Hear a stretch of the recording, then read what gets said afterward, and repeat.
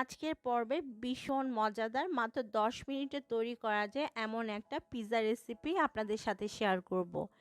আজকে আমি তৈরি করে দেখাবো ব্রেড পিৎজা, আর এই পিৎজা তৈরি করতে সময় লাগবে মাত্র 10 মিনিট। আর এটা খেতে দারুণ মজার হয়, বাচ্চাদের পাশাপাশি বড়রাও এই পিৎজাটা দারুণ পছন্দ করবে।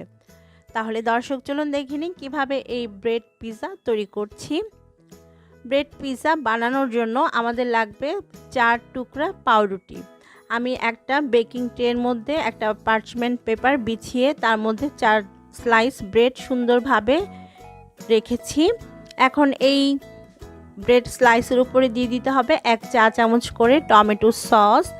টমেটো সসের পরিবর্তে আপনারা এখানে পিৎজা সসটাও দিতে পারবেন। এখন টমেটো সসটা ব্রেড স্লাইসের মধ্যে খুব ভালোভাবে স্প্রেড করে নিতে হবে।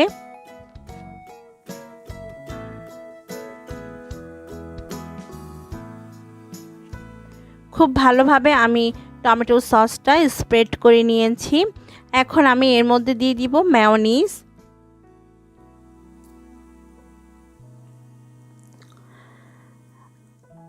মেয়োনিজটা যদি না থাকে আপনারা স্কিপ করতে পারেন, তবে মেয়োনিজটা দিলে এই পিৎজাটা খেতে আরও বেশি মজার হয়, তো এই জন্যই আমি অ্যাড করেছি এখানে।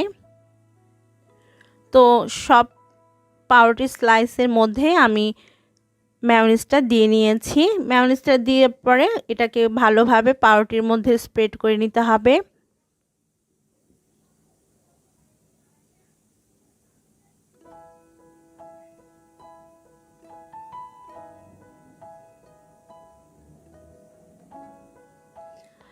মেয়োনিজটা স্প্রেড করে নেওয়ার পর এর মধ্যে আমি দিয়ে দিচ্ছি চিলি ফ্লেক্স। এটা আপনারা নিজেদের স্বাদ বুঝে দিবেন। যদি বেশি ঝাল পছন্দ করেন তাহলে পরিমাণটা বাড়িয়ে দিবেন, আর যদি কম পছন্দ করেন তাহলে কম দিবেন। তারপর এর মধ্যে দিয়ে দিতে হবে মোজারেলা চিজ। আমি মোজারেলা চিজ দিয়ে দিচ্ছি, আর চিজটা আপনারা কম বা বেশি করতে পারেন নিজের স্বাদ মতো, তবে বেশি চিজ দিলে খেতে বেশি মজার হয়, তাই ট্রাই করবেন বেশি করে চিজটা দেওয়ার জন্য। তো আমি সম্পূর্ণ চিজ দিয়ে দিচ্ছি 4টা স্লাইস ব্রেডের মধ্যে। চিজ দেওয়ার পর আমি এর মধ্যে দিয়ে দিচ্ছি টমেটো স্লাইস। এখানে আপনারা ক্যাপসিকাম স্লাইস দিতে পারেন, মাশরুম দিতে পারেন, কিংবা কর্ন দিতে পারেন। আসলে টপিংটা নিজেদের স্বাদ মতো অ্যাড করতে হবে, যে যেরকমটা পছন্দ করেন আর কি। আমি এখন এর মধ্যে ক্যাপসিকাম কুচি দিয়ে দিচ্ছি।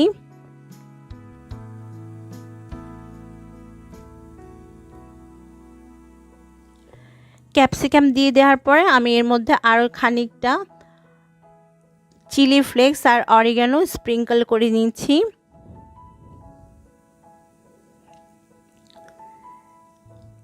তারপর আরও কিছুটা চিজ দিয়ে দিব।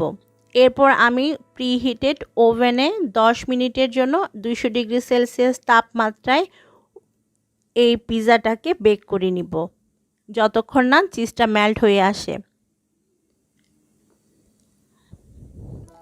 7 মিনিট পর আমি আমাদের ব্রেড পিৎজাটা ওভেন থেকে বের করে নিয়েছি, আর দেখতে পাচ্ছেন এটা খুব সুন্দরভাবে বেক হয়েছে। আর আমাদের পিৎজাটা কিন্তু এখন খাওয়ার জন্য পুরোপুরি রেডি। আর এই পিৎজাটা খেতে যে কতটা মজার হয়েছে সেটা আপনারা নিজেরা বানালে বুঝতে পারবেন। আশা করছি আমার আজকের পর্বটি আপনাদের ভালো লেগেছে। ভালো লাগলে চ্যানেলটিকে সাবস্ক্রাইব করতে ভুলবেন না, সেই সাথে পাশে থাকা বেল বাটনটি অবশ্যই প্রেস করবেন। আজকে তাহলে বিদায় নিচ্ছি, সবাই অনেক ভালো থাকবেন। আল্লাহ হাফেজ।